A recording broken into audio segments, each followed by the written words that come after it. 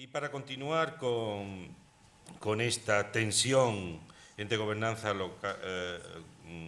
global y zonal, we have the opportunity here we have Professor Eric Franks. Escuchar al profesor Eric Franks. Vamos a continuar estudiando con él esta tensión entre la gobernanza zonal y la global. Con él, esta vez con el profesor Eric Frank, que se centrará en la protección medioambiental marina. Él es uno de los mayores expertos en la protección del medio marino. Ha realizado sus estudios en Bélgica y Georgia. Es profesor de Derecho en la Universidad Libre de Bruselas, en Bélgica. Miembro también del Tribunal Permanente de Arbitraje, nombrado por Bélgica.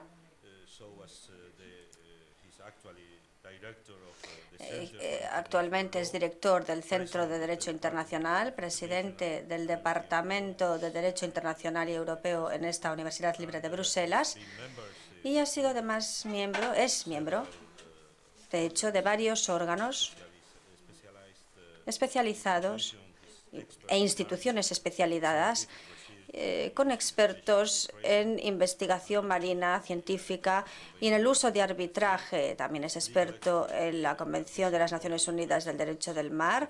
También experto asesor en distintos órganos relacionados con el derecho del mar a nivel internacional, la Comisión Interoceanográfica de la UNESCO. Y también es un experto en la delimitación de los límites marítimos de la Organización Hidrográfica Internacional. Bueno, un montón de títulos de experiencia que demuestran, es una persona además bien conocida a nivel europeo e internacional. Así que, bueno, te doy la palabra, Eric. Queremos escuchar tu estudio, tu análisis de la protección medioambiental marina y su relación con este tema de la gobernanza global y zonal. Bonjour tout le monde. Tout d'abord, je voudrais bien remercier les organisateurs du colloque pour m'avoir invité, et donc en premier lieu mon prédécesseur à cette table, le professeur Sobrino, pour l'invitation. Je suis très honoré, certainement. Et avant de passer en anglais, Y antes de pasar al inglés, porque me parece que hay que dividir las tareas de los traductores de una manera justa, igual. Mi predecesor habló en español, perdón. El que me sucederá hablará en francés, así que yo voy a hablar en inglés. Va a ser el idioma que voy a utilizar. Pero antes de ello, me parece que debo decir unas pocas palabras más en francés, honrando con ello a la memoria del señor Daniel Vigne, el presidente fundador de la Asociación Internacional de Derecho del Mar. El señor Vigne también me ha precedido en el curso de Derecho Internacional del Mar. Fue mi predecesor en la Universidad Libre de Bruselas, la universidad francófona. Y sigo en inglés. Me gustaría también expresar mi gratitud. Charla. Otra persona que ha tenido una gran influencia a la hora de estimular mi interés por el derecho del mar. Esta es una persona que fue parte de la delegación americana del derecho del mar, el profesor Louis Zone, y debo decir que ha tenido, o que fue muy considerado, una parte importante del grupo y que ha dado muchas oportunidades, tal y como se nos ha explicado ayer. Yo estudié en la Universidad de Georgia, en los Estados Unidos. Era estudiante allí cuando Louis Zone daba clases allí, y siempre recordaré el día, y hablamos del año académico 1992-93, siempre recordaré, como digo, el día en que entró en la sala, en la clase, con una sonrisa enorme, de oreja a oreja, y con un documento en la mano que decía, un documento que eran materiales legales internacionales y que en aquel momento contenían la publicación de la UNCLOS. Recuerdo su felicidad por tener ya ese texto en la mano y por poder ofrecerle a su clase un texto legal para debatir. Dicho esto, hoy se me ha pedido que hable sobre la tensión que existe entre la gobernanza zonal y global, o los abordajes zonales y globales, no con respecto a la pesca, sino con respecto a la protección del medio marino, y eso es lo que voy a intentar hacer. Lo voy a hacer en 4 partes. En primer lugar, voy a intentar encajar mi parte en el panel de hoy.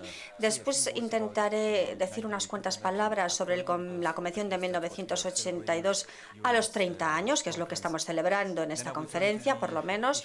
Luego pasaré a hablar del tema que se me ha asignado, la protección del entorno del medio marino, que es un tema enorme, muy amplio, y yo siempre intento responder a los temas que se me atribuyen, aunque bueno, claro, cada uno de los oradores aquí tiene derecho a especializarse en algo dentro de ese tema tan grande, y yo me referiré específicamente a la contaminación, que es uno de los temas fundamentales que afectan al medio marino y a las fuentes principales, además de contaminación marina. Hablaré aquí de gobernanza zonal, de gobernanza global, y finalmente, una vez hecho esto, haré unas breves conclusiones. Espero en 20 minutos, además, hacer todo esto. Bueno, marco amplio del panel. Bueno, hay 3 contribuciones relacionadas con el tema de la tensión entre gobernanza global y zonal. No solo afectan a la protección ambiental y a la pesca, sino también al derecho al acceso legal o no legal al mar. Pero la protección medioambiental sobresale de alguna manera entre estos temas porque hay una parte de la Convención que se refiere a ello y que es obligatoria. Se puede decir sin duda que hay partes de la Ley de Recursos Vivos, que también es muy nueva, y se habla en ella de la creación de zonas económicas exclusivas. Pero si miramos en un poco más de detalle y vemos el tema del alta mar, veremos ahí la relación entre la pesca dentro y fuera de esa zona, y vemos que ahí esa es una parte que la Convención apenas trata, por lo menos de manera muy sustantiva. Actos ilegales en el mar. Bueno, creo que me adelanto un poco, pero creo que los avances más importantes aquí son de naturaleza bastante reciente y vienen después de la Convención, a excepción de la piratería, que es un tema ya bastante antiguo, sin duda, en el tema del derecho internacional. También están los conceptos incorporados en la parte 12, la parte de la Convención que habla con la de la conservación del medio marino. Estos se han aplicado también a otros campos, y me gustaría señalar aquí el tema de la jurisdicción del Estado rector del puerto. Ya se ha hablado de esto por parte de mis predecesores como una nueva posibilidad de desarrollo en las leyes de pesca, pero esto no estaba incluido en la Convención de 1982, aunque sí estaba incluido algo con respecto a la contaminación marina. Vemos que la contaminación marina, por lo tanto, es un área de derecho internacional en el que se producen grandes avances desde una etapa temprana y que también alcanzan otras áreas dentro de la Convención. La Convención a los 30 años, ¿por qué es tan importante? Bueno, creo, y lo hemos visto en parte ayer, que es importante que señalemos que hace 30 años que se firmó esa convención. Es el momento en que 150 estados la firmaron. Ayer se hablaba de la ratificación también, que tuvo sus dificultades al principio del proceso, y no sé si los traductores lograron trasladar todos los nombres que se mencionaron. Yo solo escuché hablar de 3 países europeos en 1994 que eran parte. Estaba también Alemania, no sé si esto se llegó a mencionar ayer o no, pero Alemania también fue parte. Y bueno, este es un país marítimo que igual no tiene mucha importancia, pero ¿por qué la ratificó Alemania antes de entrar en vigor? Bueno, pues que quería tener una plaza en el tribunal y no podrían ser parte de ese tribunal si no. Y si no lo hubiesen adquirido, además, ahora se le habría dado a otra persona, posiblemente. Es por eso, por este interés, posiblemente por el que se convirtieron en una parte en 1994. Bien, 2001 se expande enormemente el número de estados ratificadores y vemos ahora 2012 que tenemos un número bastante amplio. No es la convención más ratificada, hay otras que se han ratificado más, y me gustaría señalar una, que es la Convención de 1961, que también se mencionó ya, sobre las relaciones diplomáticas, inmunidades, etcétera. La razón por la que esto es así es que hay una serie de países que son parte de esta convención, 197, quizás alguno más, y si pensamos en que hay 193 estados en las Naciones Unidas, bueno, pues veremos que esto es casi un cuadro completo de casi una universalidad total. Con respecto a la Convención del Derecho del Mar, todavía no hemos llegado allí, pero tenemos que recordar, y esto ya se ha señalado también, que hay 48 países que son sin litoral, y por supuesto, si se une uno a la Convención Convención de Protección Diplomática es un toma y daca. Tú proteges a tus diplomatas y ellos también son protegidos en otro lado. Es un doy y obtengo. Con respecto a esta convención, si eres un país sin litoral, hay ciertos derechos que sí que se te dan en la convención, pero son muy limitados y esto significa que no todos los intereses de todos los países son los mismos. Así que creo que por esto podemos decir que más o menos la ratificación, el grado de ratificación de la convención llega casi a la universalidad. En 1998 hay un informe del secretario general sobre el derecho del mar. En esa época se había hablado ya también de océanos. Este fue el año, de hecho, internacional de los océanos y ahí se dijo en este informe que nos estábamos moviendo en la dirección adecuada. En 1999, además, se habla ya de que casi la mayoría de los estados costeros son parte de la convención y se habla también de casi universalidad. Y aquí hay estas otras observaciones de 2012, hace unos pocos días, en la celebración del 30º aniversario hecha en Nueva York, donde se decía, bueno, se me ha pedido que apoye la convención, ha habido un crecimiento, etcétera, etcétera. Lo llamamos la convención, la constitución de los océanos, ya se ha dicho varias veces, pero las constituciones nuevamente tienen distintas formas, tamaños, etcétera. Podemos hablar de una constitución rígida o flexible y si analizamos la Constitución de las Naciones Unidas, es un documento de 1970, de hace ya años en el que ha habido varias enmiendas, pero el documento básico es más o menos el mismo. Si nos fijamos en la Constitución de mi propio país, en Bélgica, por ejemplo, ahí tenemos un país que solo existe desde 1930 y esta Constitución ha cambiado ya demasiadas veces, tantas que hemos perdido la pista de todos los cambios. ¿Qué significa esto? Pues que una Constitución puede ser un documento muy rígido, pero también uno muy flexible. Y si nos fijamos en la Constitución de los océanos, creo que podemos decir que no hay duda de que es una constitución flexible, porque de hecho ya se ha cambiado varias veces, unas cuantas. Nuevamente, esas observaciones del secretario general en el 30º aniversario, la codificación y el desarrollo progresivo de la ley del mar ha dado un marco legal internacional flexible y en plena evolución. Nuevos desarrollos, bueno, como ya he dicho, antes de que la Convención entrase en vigor sobre el derecho del mar,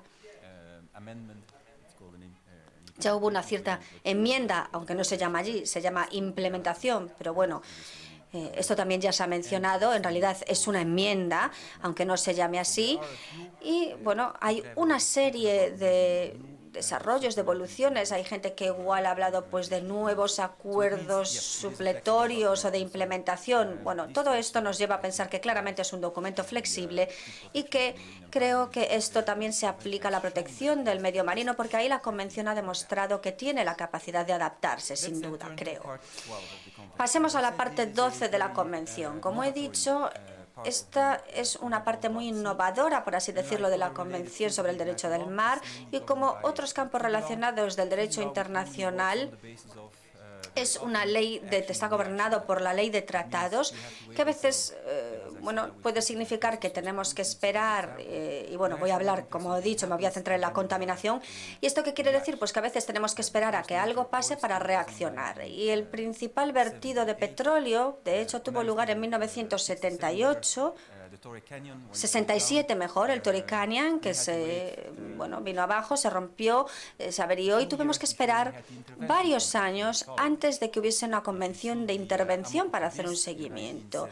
El Amoca Cádiz en 1968 le llevó varios años a la comunidad internacional reaccionar y crear el Memorando de París de control del Estado rector del puerto. Y si nos pensamos en el Exxon Valdez, por ejemplo, y en otros casos, vemos que nuevamente, solo un año después, los Estados Unidos consiguieron implementar la ley sobre contaminación por vertidos de petróleo.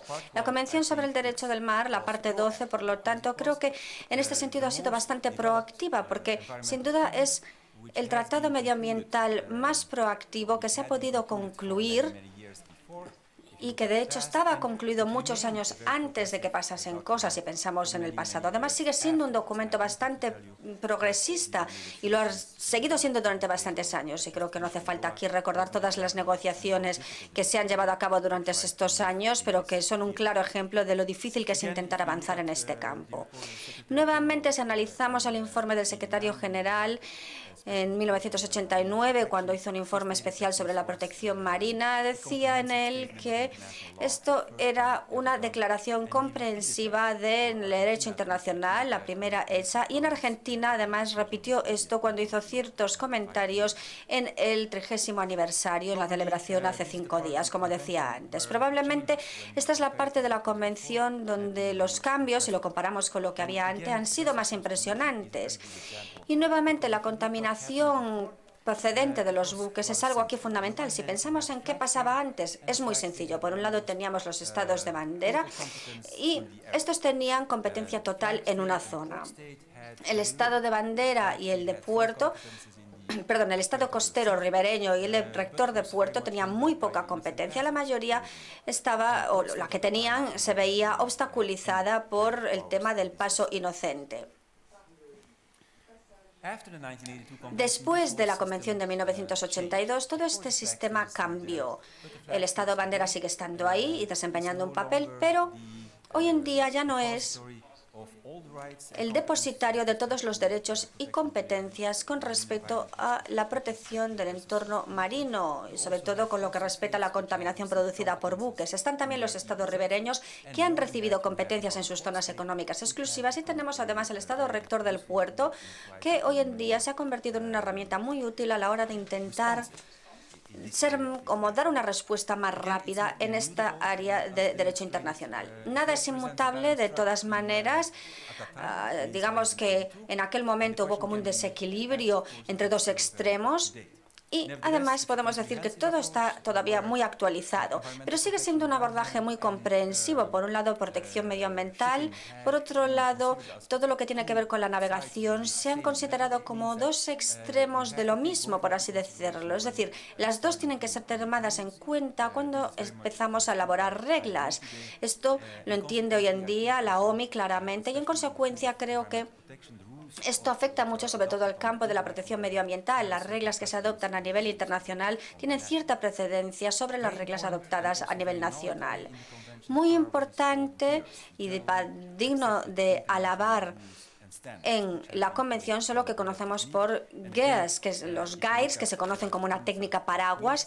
Y si pensamos, por ejemplo, en el caso de la celebración del 30º aniversario en Grecia, ahí nuevamente se han hecho ciertas declaraciones que señalan que ha habido desarrollos muy útiles. ¿Por qué esto es tan útil, esta convención? ¿Por qué se señala así? Bueno, pues porque, como he dicho, esta convención tiene casi una participación universal. En la convención del 82 encontramos lo que denominamos reglas de referencia. Se encuentran estas GAERs, estas reglas que intentan respetar las reglas y estándares internacionalmente aceptadas. Estos estándares no se encuentran per se en el convenio, en el documento de la Convención del 82, pero se encuentran en otros instrumentos, muchas veces en otras convenciones elaboradas dentro del marco de la OMI, por ejemplo. Y el resultado de esto es que podemos decir que aquí el consentimiento no se da en el último paso, es decir, al hacerte parte del tratado que contiene la regla, sino que el consentimiento se da al hacerse parte de la Convención de 1982, porque ahí se aceptan las reglas de referencia, y las reglas de referencia, por lo tanto, siempre van a incluir cualquier otro tratado que se incorpore. Esto también, de alguna manera, un poco ablanda este elemento tan difícil de consentimiento y de llegar a acuerdos a nivel de derecho internacional. Pasemos a la gobernanza zonal. Este es un tema complejo y no voy a detallarlo mucho aquí, pero hay varias variables que hay que tener en cuenta. La primera es que hay jurisdicción prescriptiva, y la Convención hace además una distinción entre esta y la jurisdicción de aplicación. Cuando algo va mal, además se habla de implementación de la responsabilidad. En segundo lugar, hay que hacer una distinción entre tipos de medidas que los estados ribereños, rectores de puerto o bandera pueden adoptar. Y, en primer lugar, una de las más antiguas es lo que llamamos discharge standards, normativas que intentan de alguna manera disminuir la contaminación que un buque puede emitir en el mar, independientemente de su grado. Esto contribuye más a la contaminación global de los océanos que la contaminación operacional, que es lo que tiene que ver con aguas de lastre, por ejemplo, o con las pérdidas habituales de combustible cuando un barco está en operación. Después están los estándares CDM, donde la responsabilidad ya no está en manos del capitán del barco, sino del propietario del barco, porque muchas veces cuando ocurre un accidente se atribuyen a el personal de la embarcación. Muchas veces hay un fallo humano cuando ocurre un accidente y estos estándares, por lo tanto, tienen que ser tenidos también en cuenta. Y después están los requisitos de navegación, como por ejemplo doble casco, esquemas de separación de la navegación, etcétera, etcétera. Después también hay que hacer una distinción entre zonas en las que estamos ubicados, por así decirlo. Y ahí también el tipo de competencias cuando hablamos de Estado bandera, Estado ribereño o Estado rector del puerto. Las zonas son muy importantes porque hay ciertas zonas donde podemos tener competencias y otras no, como por ejemplo zonas contiguas donde no hay protección ambiental, no hay posibilidad. Y por último hay que hacer una distinción entre dónde sucede la violación de una norma, dónde está el buque localizado y cuáles son los resultados. Todo esto nos va a dar finalmente un resultado del análisis y nos dará la competencia para el Estado ribereño. Y luego esta competencia se puede dividir nuevamente y analizar pues, si hay que pedir información, si hay que instituir inspección física, iniciar una acción, etcétera, etcétera. Todo esto nos da un cuadro muy complejo. Si analizamos el artículo 211 de la Convención y intentamos hacer un esquema de él, veríamos que nos da es una manera, digamos, bastante ingeniosa. Es bastante ingenioso lo que hay que hacer, de hecho, para intentar encajar esto en una diapositiva de una presentación en PowerPoint. Esto solamente afecta al Estado ribereño. De hecho, si hacemos lo mismo para el Estado rector del puerto, obtendríamos un cuadro nuevamente de lo más complicado. ¿Pero a qué nos lleva todo esto? Pues a que, por supuesto, el Estado rector del puerto tiene nuevas competencias. Hablamos de jurisdicción universal. Bueno, lo dudo porque sigue estando muy basado en si eres parte o no de un acuerdo. Si todavía no eres parte, pues no eres parte de la ley internacional basada en la costumbre, etcétera, etcétera. Hay además otras cosas demasiado complejas sobre ciertas hipótesis y sobre a qué hay que prestar atención, etcétera, etcétera. Y además, si llevamos esto a un plano más general, veríamos que hay en el artículo 211 se habla de un abordaje bastante distinto a los estados ribereños, etcétera. Y además, en práctica, no está muy claro si los estados ribereños quieren salir al mar y hacer realmente una inspección o esperar simplemente a que el barco llegue a su puerto. ¿Cómo llevamos esto al panorama de la gobernanza global? Bueno, en la Convención el tema de la gobernanza global se trata de manera muy rudimentaria, solo se menciona brevemente en un parágrafo en el preámbulo y poco más. En el artículo 123 es el que nos da un poquito más de detalle, aunque bueno, yo creo que no es tanto detalle ni tanta ayuda. Alguna gente considera que cuando se habla de mares semicerrados y mares cerrados, el artículo 123 establece una obligación de que los estados cooperen, pero hay ciertas dudas. De hecho, acabo de estar en una conferencia en Vietnam en la que, bueno, por supuesto, ahí los países quieren que esto esté ahí porque quieren pedir que China sea más cooperativa, por así decirlo, pero realmente yo, desgraciadamente, creo que el artículo 123 no es aquel en el que buscar una base legal, etcétera, para de la cooperación ni nada por el estilo. Creo que el 197 nos da una base legal mucho mejor. Creo que es ahí donde debemos buscar cómo mejorar la situación. Jurisdicción del Estado bandera. Aquí hay también un efecto globalizador, porque al darle la competencia máxima al Estado bandera va a haber reglas uniformes. Nos puede parecer así, pero desgraciadamente, como todos sabemos, existe también lo que llamamos pabellón de conveniencia. En la práctica, si vemos cómo intentamos promover este aspecto global, se hace con herramientas de gestión basadas en áreas, o con la aplicación de áreas de jurisdicción nacional. Y esto me lleva también a las políticas nacionales, porque ahí vemos que muchos estados Hay una legislación nacional sobre aguas territoriales, luego sobre la plataforma continental cuando la zona se desarrolla y después sobre la zona económica exclusiva. Cuando se hace esto, al final el Estado acaba teniendo un amplio abanico de legislación en la que no hay interacción entre los distintos departamentos. Y esto vemos que ocurre cada vez más desde finales de los años 90, pero todavía más desde principios de este siglo, en que vemos que los países intentan tener políticas oceánicas que sean más integradas. ¿Cómo concluir? Bueno, pues creo que el compromiso alcanzado durante la conferencia, la tercera conferencia de la UNCLOS, este es un momento clave, aunque creo que realmente el compromiso se alcanza en 1994 con un texto informal de negociación con respecto por lo menos a la parte 12. Todavía tenemos, por supuesto, el incidente de 1987 en el que Francia quiso tener ciertos reajustes, dando alguna competencia más a los estados ribereños, pero nuevamente aquí diría que la esencia de la parte 12 ya estaba decidida en una etapa mucho más temprana, en los años 70 más o menos. Creo que aún así se puede poner sobre la mesa la cuestión de si esto sigue estando actualizado, si sigue siendo aceptable hoy en día. Hablábamos además de una constitución flexible.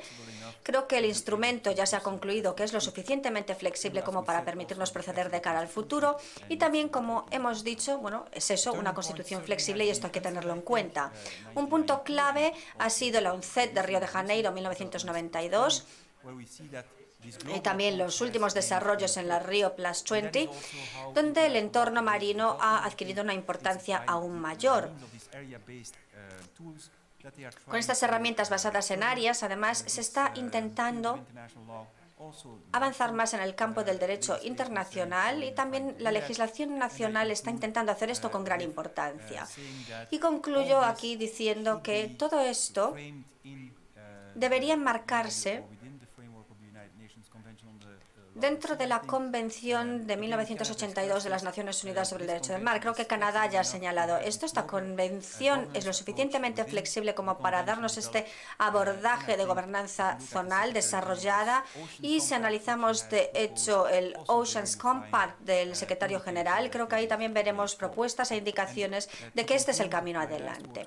Y para concluir aún más, yo creo que esto nos lleva mucho al tema de cómo todo este proceso de negociación empezó en 1973. Mucho antes ya la gente había llegado al acuerdo de que habría un package deal, lo que significa que toda la convención lo que haría sería poner todo en común y esto sería el camino adelante. Creo que nuevamente con respecto a la protección del medio marino hemos llegado a un punto similar de donde nuevamente vemos que el abordaje zonal posiblemente no sea la palabra final, sino que los países tienen que cooperar de manera más cercana, más allá de sus fronteras, más allá de cualquier disciplina, para intentar así mirar de cara al futuro. Muchas gracias por su atención.